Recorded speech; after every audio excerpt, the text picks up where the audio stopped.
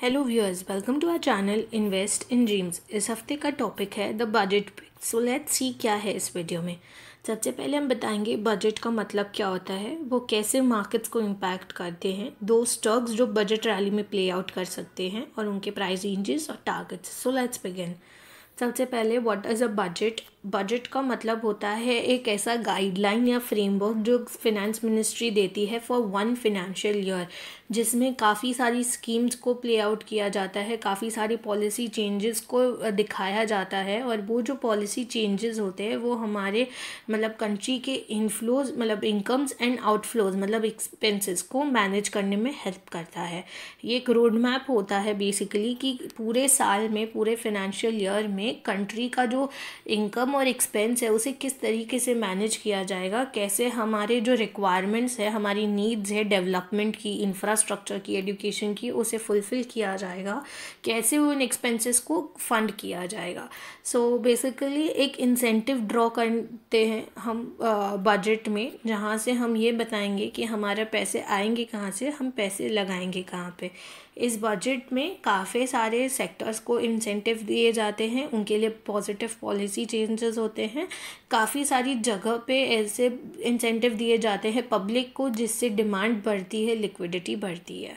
So this is a budget जो हमें पूरा एक फ्रेमवर्क देगा, एक रोड मैप देगा, गाइड बनेगा हमारा कि हमें इस फिनेंशियल ईयर में कैसे रहना है और हमारी फिनेंशियल हेल्थ कैसी रहेगी अगर हम ये फॉलो करते हैं तो। कैसे वो हमें इम्पैक्ट करता है। एक बिज़नेस इन्वायरमेंट को इम्प्रूव करने की हमेशा कोशिश रहती है गवर्नमेंट की कि जितना हो सके ईज़ ऑफ बिज़नेस बढ़े, इन्वायरमेंट ऑफ बिज़नेस जो है वो हमारे कंट्री का इम्प्रूव हो, ताकि फॉरेन कंपनीज हमारे में इन्वेस्ट करें, हम हमारे में इन्वेस्ट करें। इट्स ऑलवेज एन आइडिया कि पब्लिक को इन्वेस्टमेंट की तरफ पुश करना है रादर देन जस्ट सेविंग्स, जिससे इकोनॉमी बढ़ती है, इकोनॉमी में पैसों का रोटेशन बढ़ता है। सो यही करता है बजट की, पॉजिटिव इंसेंटिव्स देता है, डिमांड बढ़ाता है, लिक्विडिटी बढ़ाता है और इस ऐसा एक माहौल या एक ऐसा जगह तैयार करता है, एक ऐसा फ्रेमवर्क तैयार करता है जहाँ पे इन्वेस्टमेंट करना बहुत ही इजी होता है और बहुत ही ल्यूक्रेटिव बन जाता है।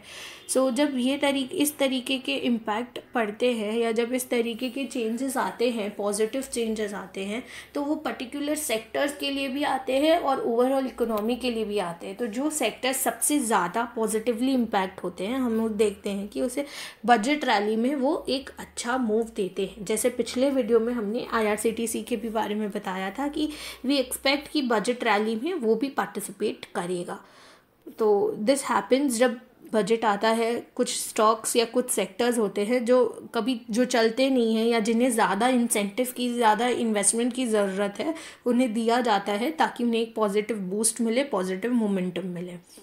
उस मोमेंटम को चेस करने के लिए जो दो स्टॉक्स हम पिक करते हैं उनमें से एक है HDFC housing development financial corporation और दूसरा है bank of Baroda. To begin with HDFC क्योंकि मार्केट लीडर है एंड वी फील कि हाउसिंग और कंस्ट्रक्शन सेक्टर में सबसे ज़्यादा इस बार कुछ ना कुछ budget incentive policy changes positive आने चाहिए। और ये सेक्टर काफ़ी टाइम से एक कंसोलिडेशन फेज़ में है, तो उसको उधर से बाहर ब्रेकआउट की तरफ ले जाने के लिए we require some incentive from the government and we feel कि बजट में वो चीज़ मिलेगा। जब वो सेक्टर बढ़ेगा तो जो उसका लीडर है HDFC, वो सबसे पहले हमें पॉजिटिव मोमेंटम दिखाएगा। काफ़ी स्ट्रॉन्ग फंडामेंटल्स है, टेक्निकली काफ़ी अच्छे जगह पे प्लेस्ड है, एक अच्छा सा वो देख चुका है कंसोलिडेशन और करेक्शन, जिसके वजह से वी फील कि अब ब्रेकआउट की तैयारी है इसकी। FII ने स्टेक्स बढ़ाए हैं पिछले क्वार्टर में, वैल्यूएशंस भी काफ़ी डिसेंट रहे हैं इसके। हमारा बाय प्राइस होना चाहिए 2480 to 2500 का और टारगेट होना चाहिए 2650 to 2700 का। ये एक शॉर्ट टर्म टारगेट है 1 to 1.5 मंथ्स के लिए, just to play out budget rally. ये स्क्रिप्ट दी जा रही है। अगर आप लॉन्ग टर्म में रखना चाहते हैं फॉर अ ईयर और सो, आपको आराम से यहाँ पे 3200 to 3300 के टारगेट्स दिखेंगे and these scripts are anyways something जो आपके पोर्टफोलियो में होने चाहिए। नेक्स्ट है बैंक ऑफ बड़ौदा। हमेशा हमने देखा है कि बजट में पीएसयू बैंक्स को काफ़ी सपोर्ट किया जाता है, उन्हें काफ़ी इंसेंटिव दिए जाते हैं। तो उन सब में लीडर जो है बैंक ऑफ बड़ौदा, उसे भी एक काफ़ी अच्छा मूव देखना चाहिए। काफ़ी टाइम से हमने देखा है कि एक कंसोलिडेटेड फेज़ में एक बॉन्डेड जोन में घूम रहा है बिटवीन 95 टू 100 के बीच में। काफ़ी टाइम उसने स्पेंड किया है। सो नाउ वी फील कि वो एक ब्रेकआउट दिखना चाहिए हमें। टेक्निकली काफ़ी स्ट्रॉन्ग ब्रेकआउट की तरफ है वो।